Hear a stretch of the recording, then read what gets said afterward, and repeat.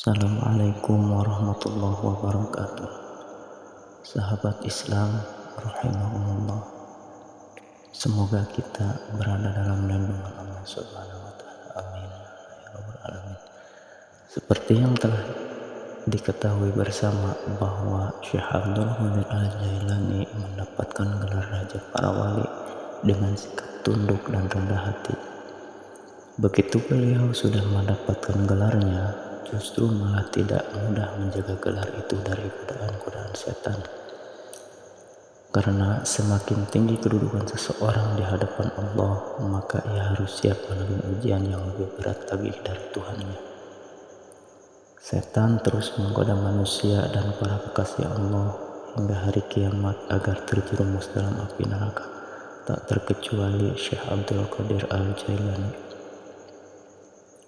Dalam satu kisah, ketika Syekh Abdul Qadir Al-Jailani lagi menyendiri, beliau dikagetkan dengan datangnya sebuah cahaya besar yang memenuhi penjuru langit. Lalu bayangan itu datang dan memanggil beliau, "Wahai Abdul Qadir, aku ini Tuhanmu, kamu adalah kekasihku.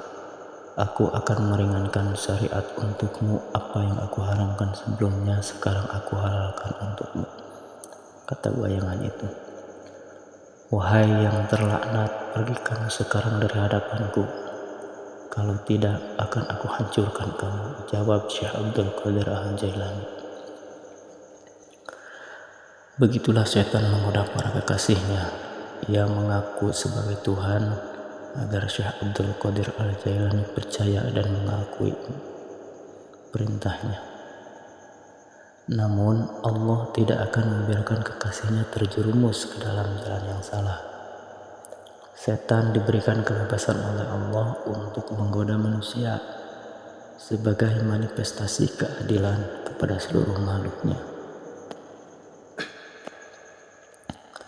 Sesaat setelah kejadian dialog tersebut, tiba-tiba cahaya itu padam dan sedikit demi sedikit hilang dari pandangan Syekh Abdul Qadir Al-Jailani. Beliau terus menyendiri menikmati keindahan alam sebagai bukti kebesaran Allah. Tak lama kemudian, bayangan yang tadi menghilang kembali memanggil Syekh Abdul Qadir Al-Jailani dalam wujud kabut. Lalu kabut tersebut berkata, "Kamu selamat dari godaanku, wahai Abdul Qadir, karena dua alasan. Pertama, karena ilmumu yang telah melekat dalam jiwamu. Engkau mampu membedakan mana yang hak dan mana yang batil. Kedua, karena kondisi spiritualmu dan ibadahmu, Allah membukakan hatimu dan membimbingmu menuju jalan yang benar," tegas kabut tersebut.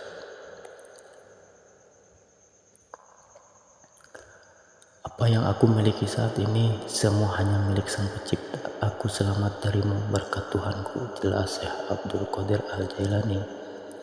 "Perlu kamu ketahui, wahai Abdul Qadir, aku telah menyesatkan sebanyak 70 orang ahli ibadah dengan cara seperti ini. Dan hanya kamu yang selamat. Dari mana kamu tahu bahwa aku ini setan?" tanya kabut itu. "Semua karena fadilah Allah Subhanahu wa taala. Aku diberi petunjuk olehnya melalui perkataanmu. Apa yang aku haramkan sebelumnya, sekarang aku halalkan untukmu. Dan saat itu aku yakin kamu adalah setan. Karena kalau memang Allah ingin menghapus syariatnya, tentulah orang yang pertama kali akan terlepas dari syariatnya adalah para nabi. Dan itu sangat mustahil," jawab Syekh Abdul Qadir Al-Jailani. Mendengar percakapan Syekh Abdul Qadir Al-Jailani dengan setan, sudah jelas bahwa keimanan dan ketakwaannya kepada Tuhannya begitu mendalam.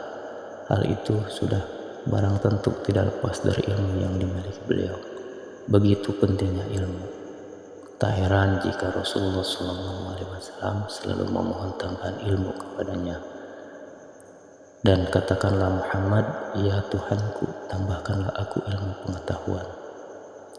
Ada hikmah menarik dari kisah di atas bahwa kita harus selalu menimba ilmu, karena dengan ilmu itu kita akan selamat dari godaan setan.